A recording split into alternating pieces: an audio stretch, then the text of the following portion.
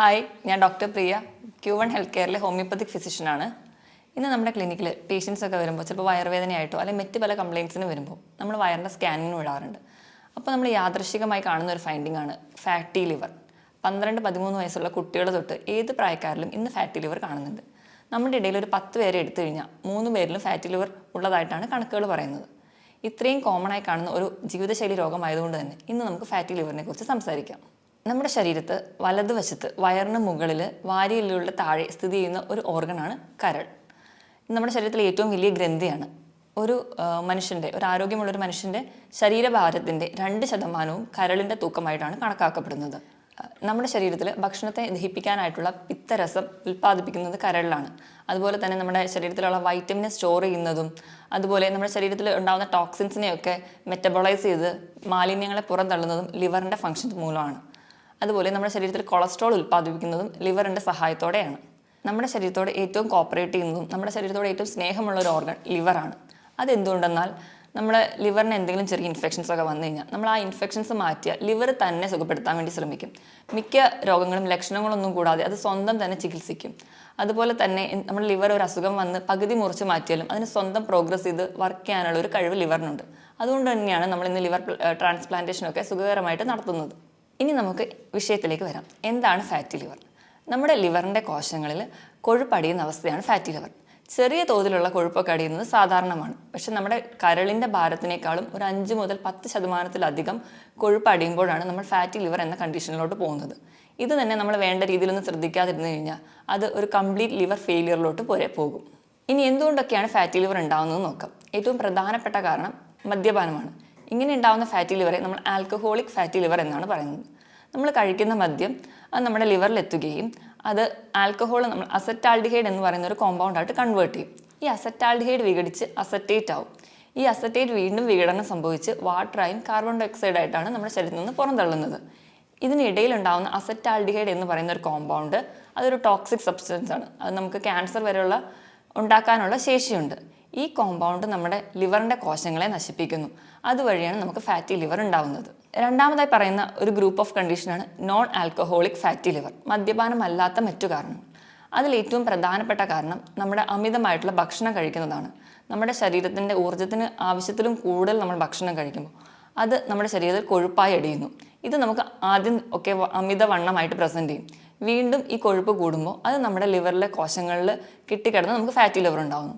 അപ്പം അമിതമായി ഭക്ഷണം കഴിക്കുന്നത് ഒരു കാരണമാണ്. രണ്ടാമതായിട്ട് അമിതവണ്ണം അത് ഫാറ്റി ലിവറിന് ഒരു കാരണമാണ്. അതുപോലെ നമ്മൾ നിയന്ത്രണമല്ലാതെ പോകുന്ന BP, കൊളസ്ട്രോൾ, പ്രമേഹം തുടങ്ങിയ രോഗങ്ങൾ നമുക്ക് ഫാറ്റി ലിവറിലോട്ട് എത്തിക്കാം. അതുപോലെ തന്നെയാണ് മെറ്റബോളിക് സിൻഡ്രോം. മെറ്റബോളിക് സിൻഡ്രോം എന്ന് പറയുമ്പോൾ അമിതവണ്ണവും പ്രമേഹവും ഉയർന്ന രക്തസമ്മർദ്ദവും കൊളസ്ട്രോൾ കൂടി നിൽക്കുന്ന അവസ്ഥയും കൂടി ചേരുന്ന ഒരു ഗ്രൂപ്പ് ഓഫ് കണ്ടീഷനാണ്. ഇതും നമുക്ക് ഫാറ്റി ലിവർ ഉണ്ടാക്കുന്നു. അതുപോലെ തന്നെ നമ്മൾ സ്വയം ചികിത്സിക്കുന്ന പെയിൻ കില്ലേഴ്സ് കഴിക്കുക, അതുപോലെ തന്നെ ചില സ്റ്റിറോയിഡ്സും ചില ആൻറ്റി ഡിപ്രസീവ് ഡ്രഗ്സ് കഴിക്കുന്നവരിലും ഫാറ്റി ലിവർ ഉണ്ടാകുന്നതായി കാണാം. ഇതിനോടൊപ്പം തന്നെ irritable bowel disease, ulcerative colitis പോലെയുള്ള രോഗങ്ങളും ഫാറ്റി ലിവർ ഉണ്ടാക്കുന്നു. അതുപോലെ നമ്മൾ അമിതവണ്ണം കുറയ്ക്കാനായിട്ട് ചെയ്യുന്ന ബീറിയാട്രിക് സർജറികൾ, അതുപോലെ പെട്ടെന്ന് വണ്ണം കുറയ്ക്കാൻ വേണ്ടി പട്ടിണി കിടക്കുന്നതും ഫാറ്റി ലിവർ ഉണ്ടാക്കുന്നു. ഇതിനോടൊക്കെ പുറമെ അണുബാധകൾ, ഹെപ്പറ്റൈറ്റിസ് A-B-C പോലെയുള്ള ഇൻഫെക്ഷൻസ്, മലേറിയ പോലെയുള്ള ഇൻഫെക്ഷൻസും ഫാറ്റി ലിവറിന് കാരണമാണ്. ഇതുപോലെ തന്നെ പാരമ്പര്യം ഒരു ഘടകമാണ്. ചില കുടുംബങ്ങളിൽ ഈ കരൾ രോഗം ഒരു പാരമ്പര്യമായിട്ടും കാണുന്നുണ്ട്. ഇനി എന്തൊക്കെയാണ് ഫാറ്റി ലിവറിൽ കാണുന്ന ലക്ഷണങ്ങൾ എന്ന് നോക്കാം. പൊതുവെ ഈ ഫാറ്റി ലിവർ പുറത്തോട്ടൊന്നും വലിയ ലക്ഷണങ്ങൾ കാണിക്കാറില്ല. നമ്മൾ മറ്റ് പല ആവശ്യങ്ങൾക്ക് വേണ്ടി ഒരു ബോഡി സ്കാനൊക്കെ ചെയ്യുമ്പോൾ അതിൽ യാദൃശികമായിട്ടാണ് ഫാറ്റി ലിവർ കാണാറ്. എന്നാലും ചിരലിൽ കാണുന്ന സിംറ്റംസ് എന്തൊക്കെയാണെന്ന് നോക്കാം. ഒന്നാമതായിട്ട് മഞ്ഞപ്പിത്തം. നമുക്കറിയാം നമ്മുടെ കരളിലാണ് ബിലിറൂബിൻ്റെ മെറ്റബോളിസം നടക്കുന്നത്. ഇത് നടക്കാതെ വരുമ്പോൾ ഇത് നമ്മുടെ സ്കിന്നിനടിയിൽ അടിയുന്നു. ഇതാണ് നമുക്ക് മഞ്ഞപ്പിത്തം ഉണ്ടാകാനുള്ള കാരണം. രണ്ടാമത്തെ ഒരു ഫീച്ചറാണ് വയറ് വീർത്ത് വരിക. അതുപോലെ വയറ് ഉന്തി വരുന്നത്. ഒരു 90% വയറ് ചാടി വരലും ഫാറ്റി ലിവർ ഉള്ളതായിട്ടാണ് കാണുന്നത്. മൂന്നാമത്തെ ഫീച്ചറാണ് വയറുവേദന. അത് ഒരുപാട് പേർക്കും വയറുവേദനയായിട്ടായിരിക്കില്ല, പക്ഷേ ആ ലിവറിൻ്റെ ഭാഗത്ത് ഒരു ഡിസ്കംഫേർട്ട്, ഒരു അസ്വസ്ഥതയായിട്ട് കാണാം. നാലാമതായിട്ട് കാണുന്ന ഒരു ഫീച്ചറാണ് രക്തം കട്ട പിടിക്കാതെ പോവുക. ഇപ്പം മൂക്കിൽ നിന്നൊക്കെ ചെറിയ രക്തക്കൊള്ളുകൾ പൊട്ടി അത് ഒലിക്കുന്നതായിട്ട് കാണാം. ഇതിന് കാരണം എന്താണെന്ന് വെച്ച് കഴിഞ്ഞാൽ നമ്മുടെ ലിവറിൽ ആണ് നമ്മുടെ രക്തം കട്ട പിടിക്കാനായിട്ടുള്ള പ്രോട്ടീനുകൾ ഉണ്ടാകുന്നത്. അപ്പോൾ നമുക്ക് ഫാറ്റി ലിവറൊക്കെ വന്ന് ലിവർ കോശങ്ങൾ നശിക്കുന്നത് വഴി ഈ പ്രോട്ടീൻ്റെ ഉൽപ്പാദനം നടക്കാതെ വരുന്നു. ഇത് കാരണം നമുക്ക് ചെറിയ ബ്ലീഡിംഗ് ഒക്കെ കാണിക്കാം. അതുപോലെ തന്നെ വിശപ്പില്ലായ്മ അല്ലെങ്കിൽ ഭക്ഷണം കാണുമ്പോൾ ഓക്കാനം ഛർദിലൊക്കെ വരിക, അതുപോലെ ഭയങ്കര ക്ഷീണം, കിതപ്പ്, ഇതൊക്കെ നമുക്ക് ഫാറ്റി ലിവറിലുള്ളവരിൽ കാണാറുണ്ട്. ഇനി നമുക്ക് ഫാറ്റി ലിവറിനെ എങ്ങനെയൊക്കെ ഗ്രേഡ് ചെയ്യാമെന്ന് നോക്കാം. അതിൽ ഫസ്റ്റ് ടൈപ്പാണ് മൈൽഡ് ടൈപ്പ്. മൈൽഡ് ടൈപ്പ് എന്ന് പറയുമ്പോൾ അന്നജത്തിൻ്റെ അളവ് കൂടുതലായി കഴിക്കുന്നതുകൊണ്ടും വ്യായാമക്കുറവ് മൂലം ഉണ്ടാവുന്നതാണ്. ഗ്രേഡ് 1 എന്ന് പറയുമ്പോൾ 8% കൊഴുപ്പടിയുമ്പോഴാണ് ഗ്രേഡ് 1 എന്ന് പറയുന്നത്. 12% കരളിൽ കൊഴുപ്പടിഞ്ഞിട്ടുണ്ടെങ്കിൽ അതിന് ഗ്രേഡ് 2 എന്നും 15% അടിഞ്ഞിട്ടുണ്ടെങ്കിൽ അതിന് ഗ്രേഡ് 3 എന്നും തരംതിരിച്ചിട്ടുണ്ട്. ഇത് കഴിഞ്ഞു പോകുന്ന സ്റ്റേജാണ് ലിവർ സിറോസിസും അതുപോലെ തന്നെ ലിവർ ഫെയിലിയറിലോട്ട് എത്തുന്നത്. ഇനി നമുക്ക് എങ്ങനെയാണ് ഒരു ഫാറ്റി ലിവർ പ്രോഗ്രസ് ചെയ്യുന്നത് നോക്കാം. നമ്മൾ അമിതമായി ഭക്ഷണം കഴിക്കുമ്പോൾ, വിശപ്പ് അറിയാതെ തന്നെ ഭക്ഷണം കഴിക്കുമ്പോൾ കൊഴുപ്പിൻ്റെ അളവ് കൂടും. ഈ കൊഴുപ്പ് നമ്മുടെ കരളിൻ്റെ കോശങ്ങളിൽ അടിയാൻ തുടങ്ങും. ഈ ഒരു സ്റ്റേജിന് നമ്മൾ ഫാറ്റി ലിവർ, അതാണ് ഫസ്റ്റ് സ്റ്റേജ്, ഫാറ്റി ലിവർ എന്ന് പറയും. ഈ ഫാറ്റി ലിവർ കാരണം കോശങ്ങളിൽ നീർക്കെട്ടുകൾ ഉണ്ടാകുന്നു. ഈ കൊഴുപ്പടിയുന്നതിൻ്റെ ഭാഗമായിട്ട് നീർക്കെട്ടുകൾ ഉണ്ടാകുന്നു. ഈ നീർക്കെട്ടുകൾ കരളിൻ്റെ കോശങ്ങൾക്ക് ഫൈബ്രോസിസ് അല്ലെങ്കിൽ സ്കാറിങ് ഫോം ചെയ്യും. നമ്മൾ മുറിവൊക്കെ ഉണങ്ങുമ്പോൾ കാണുന്ന ആ ഒരു സ്കാർ നമ്മുടെ ലിവറിൻ്റെ കോശങ്ങളിലുണ്ടാവും. ഈ സ്കാറിങ് കട്ടി കൂടി വരുന്നതിൻ്റെ ഭാഗമായിട്ട് ഉണ്ടാവുന്ന ഒരു സ്റ്റേജാണ് നോൺ ഹെപ്പാറ്റിക് സ്റ്റീയറ്റോസിസ്. ഇതാണ് രണ്ടാമത്തെ സ്റ്റേജ്. ഈ ഒരു സ്റ്റേജ് എത്തുമ്പോഴത്തേക്കും നമ്മുടെ ലിവർ എൻസൈംസ് ഒക്കെ കൂടുതലായിട്ട് നിൽക്കും. ഈ ഫാറ്റി ലിവറിൻ്റെ സ്റ്റേജിലും ഈ സെക്കൻഡ് സ്റ്റേജിലും നമുക്ക് ലിവറിനെ പഴയ പോലെ തിരിച്ചെത്തിക്കാൻ പറ്റും. ഇനി ഈ ഒരു സ്റ്റേജ് പ്രോഗ്രസ് ചെയ്യുമ്പോൾ നമ്മുടെ നോർമലായിട്ടുള്ള ലിവർ കോശങ്ങൾക്കൊക്കെ അതിൻ്റെ പ്രഷർ കൂടുന്നതിൻ്റെ ഭാഗമായിട്ട് നോർമൽ ഫങ്ഷനിങ് ഒന്നും ചെയ്യാൻ പറ്റാതാവും.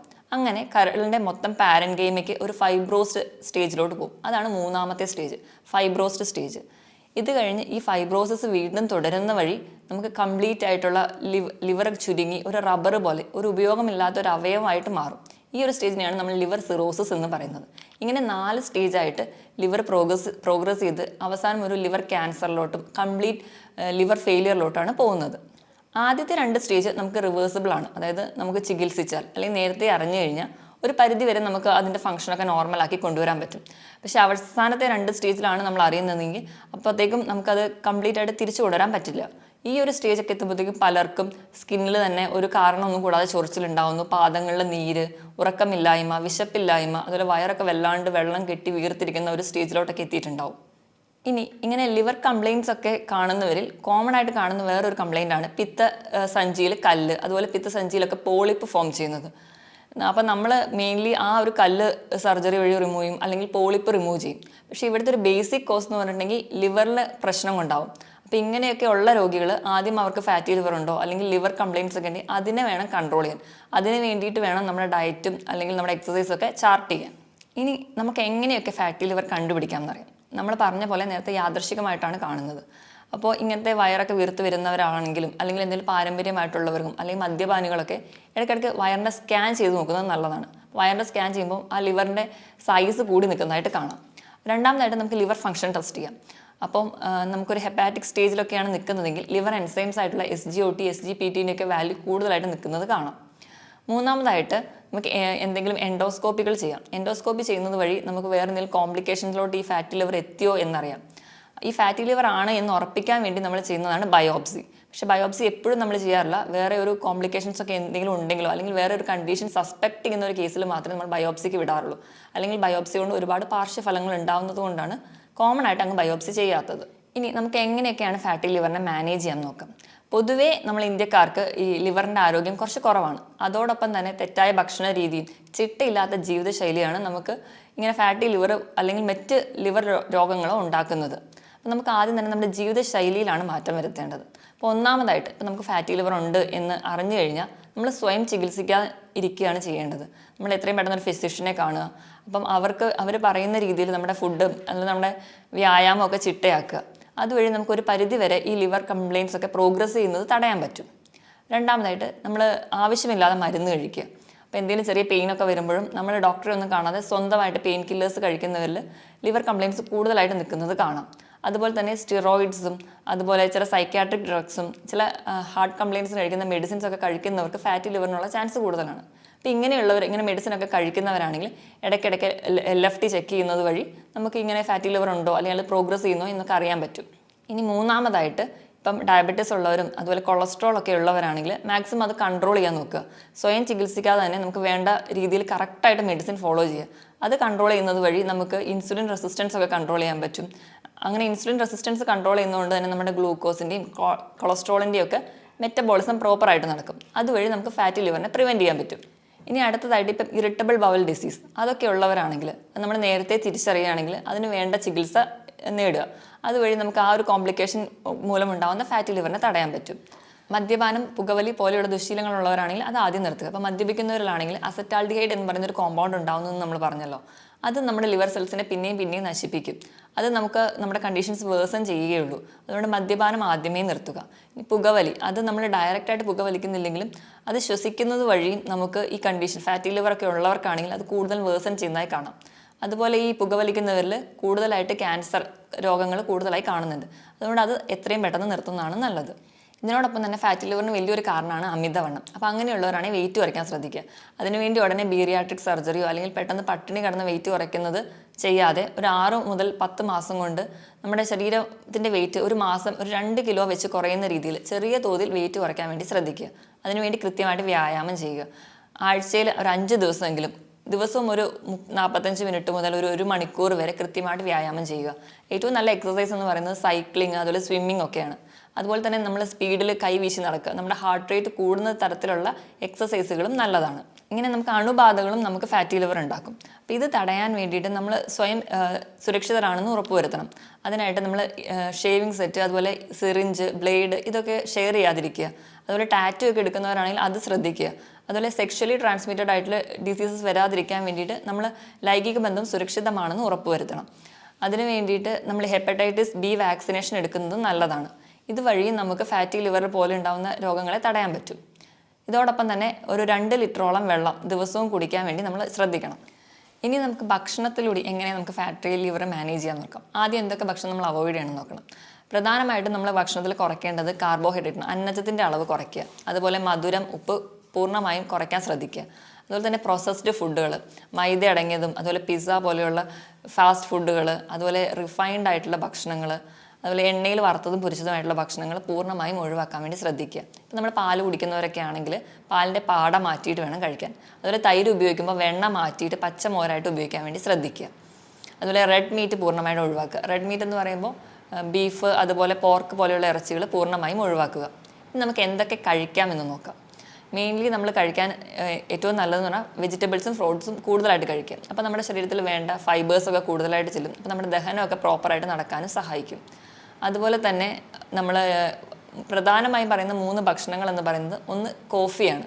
കോഫി, അതിലെ ബ്ലാക്ക് കോഫിയാണ്. പാലൊന്നും ഉപയോഗിക്കാതെ മധുരം കുറച്ച് കഴിക്കുന്ന കോഫി ലിവർ ഡിസീസിന് നല്ലതാണ്. രണ്ടാമതായിട്ട് വൈറ്റമിൻ സി മെയിൻലി നാരങ്ങ, ഓറഞ്ച് മുതലായ ഫ്രൂട്ട്സ്. വൈറ്റമിൻ ഇ സപ്ലിമേഷൻ നല്ലതാണ്. അതിനുവേണ്ടി നമുക്ക് വാൽനട്ട്, കാഷ്യൂ ഒക്കെ കൂടുതലായിട്ടും കഴിക്കാം.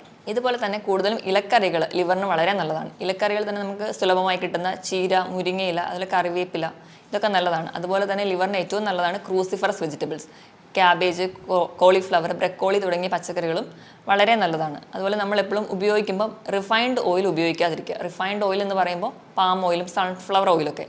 അൺറിഫൈൻഡ് ആയിട്ടുള്ള ഓയിലുകൾ, നമ്മുടെ വെളിച്ചെണ്ണ, അതുപോലെ ഒലിവ് ഓയിലൊക്കെ കൂടുതലായിട്ട് ഉപയോഗിക്കാൻ ശ്രദ്ധിക്കുക. അതുപോലെ നമ്മൾ കൊഴുപ്പ് കഴിക്കുമ്പോൾ നമ്മുടെ അയല, മത്തി, ചൂര പോലെയുള്ള മീനുകളിലെ പോളി അൺസാച്ചുറേറ്റഡ് ആയിട്ടുള്ള ഫാറ്റ് അടങ്ങിയ ഭക്ഷണങ്ങൾ കഴിക്കാൻ കൂടുതലായിട്ട് ശ്രദ്ധിക്കുക. ഇങ്ങനെയൊക്കെ ചിട്ടയായ ഭക്ഷണ രീതിയിലൂടെയും കൃത്യമായ വ്യായാമത്തിലൂടെയും നമുക്ക് ലിവറിൻ്റെ ആരോഗ്യം മെച്ചപ്പെടുത്താവുന്നതേ ഉള്ളൂ. ഇതോടൊപ്പം തന്നെ തുടക്കത്തിലൊക്കെ അറിയുകയാണെങ്കിൽ ഹോമിയോപ്പതിയിൽ ഫലപ്രദമായ ചികിത്സയും ലഭ്യമാണ്. മറ്റൊരു ഹെൽത്ത് ടോപ്പിക്കുമായിട്ട് വീണ്ടും കാണുന്നത് വരെ നന്ദി.